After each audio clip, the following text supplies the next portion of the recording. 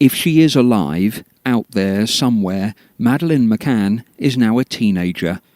But these are the images her parents are left with, and next month a whole decade will have passed.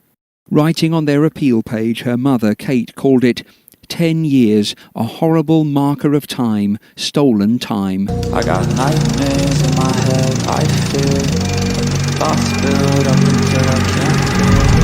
My mind fills up into a creature, and it haunts me somewhere much deeper. I got nightmares in my head, I fear. Hello and welcome to True Crime Rocket Science, the most authentic voice in true crime, and reporting from Praia da Luz, Portugal. On May 3rd, were the McCanns at all concerned about their financial situation? Before we get to that, if you haven't subscribed to the channel, please do look out in this video for some brand new footage that I've recorded while here. If you're finding this analysis worthwhile, please hit the thanks button and let's get started. So there are a number of insights, penetrating insights you get when you travel into the fabric of a crime scene, when you spend days in it, soaking it up, absorbing all sorts of subtle and also strikingly obvious insights. Although I'm going to be sharing a couple of insights, there's one above all that I really want to share with you. So in this analysis, we're going to look at an area that's very misunderstood, the McCanns' financial situation on May 3rd. Now, it's important to stress that we're not going to look at any financial statements here, how much the fund was worth at a particular point in time. All of that is important, is material to this conversation. We're also not going to look at the cost to study for a doctorate ×2, the costs of IVR, the cost to buy a house in Leicestershire. I've already explored those lines of inquiry in the Doubt trilogy. So a popular misconception in the McCann case is that they, and I'm using air quotes here, they, quote, got away with it because they were wealthy doctors, end air quotes. But the McCanns were hardly wealthy on May 3rd, 2007. Certainly they had the potential for becoming wealthy just through their, their professions as professional doctors. But certainly until that day, the stars were aligned for the couple, both doctors, to be financially successful. But what many people miss is just how financially vulnerable they were at that particular point in time. Another aspect that's easy to miss is just how quickly their fortunes changed.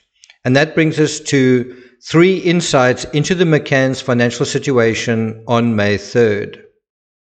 Now, do you notice when the McCanns returned to Britain on September 7th, which airline they were using? Right, it's the budget airline EasyJet. Of the 3 insights we're going to deal with, the third is by far the most prescient, so make sure you stay tuned for that one. So let's go to number 1, Ocean Club. The type of hotel accommodation the McCanns used was popular amongst British tourists, but hardly 5-star. In fact, I think it was closer to 3 stars.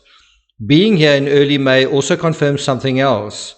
The weather's not quite right. There are not really that many people here. Why? Because we are out of peak season, and that is when the accommodation rates are a lot cheaper than they would otherwise be. And besides that, as I said, the weather is a lot cooler than in the high season. It's actually been unpleasantly cold at night as well.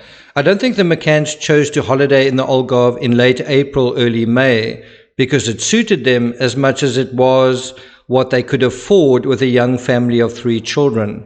Also that the 3 children weren't all planned. You know, when you have twins, that is something of a surprise. And of the tapas group, the McCanns had more children than anyone else. During the few days I've stayed here, I haven't once left the windows open at night. Why? Because the nights are still far too chilly, way too chilly to do that.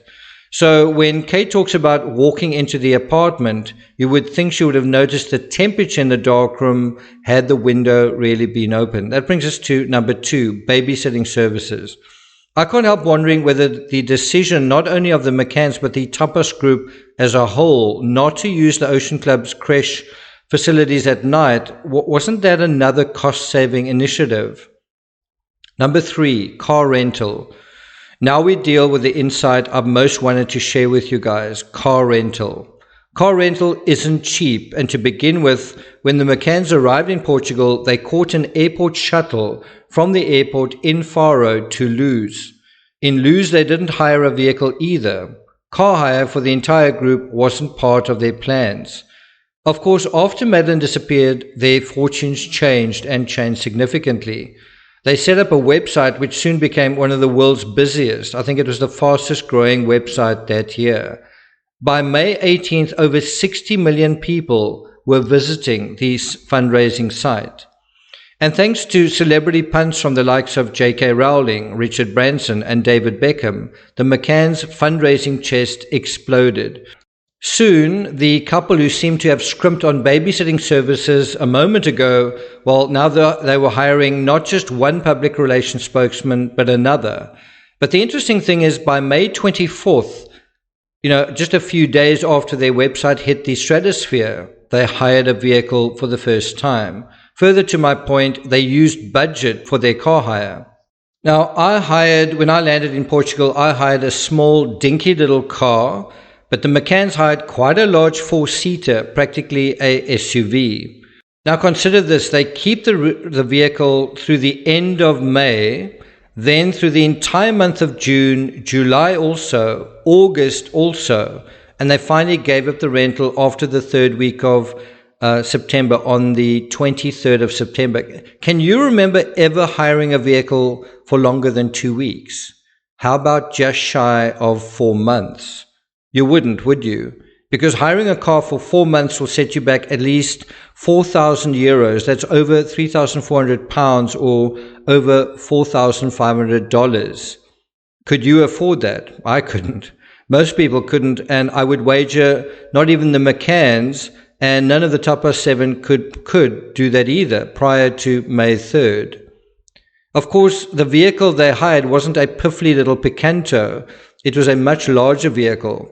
And while I couldn't find a Renault Scenic, the closest match available for an extended period was this SUV, a Volkswagen T-Cross for over 5,800 euros. Over 1,000 euros more expensive than that smaller vehicle. Besides the price of the vehicle, consider the price of fuel for driving over 11,000 kilometers. And I seem to remember when I wrote the book, I found the average that this vehicle was going per day to something like 90 kilometers. Now, the point isn't just how much the fortunes changed of the McCanns, but actually what their true financial situation was like on May 3rd. They had just bought an expensive house in an expensive area with a significant mortgage. They had recently added 3 children to their family. I'm not sure whether they had student debt on their double doctorates, but even without it, the couple were going to need to hang on for a while, hang on to their jobs in order to keep the ship afloat. On May 3rd, were the McCanns at all concerned about their financial situation? What do you think? A decade on, despite an investigation costing £11 million, there's never been a breakthrough. I'm not going to take it further than that. Thank you for listening, and I'll see you guys next time.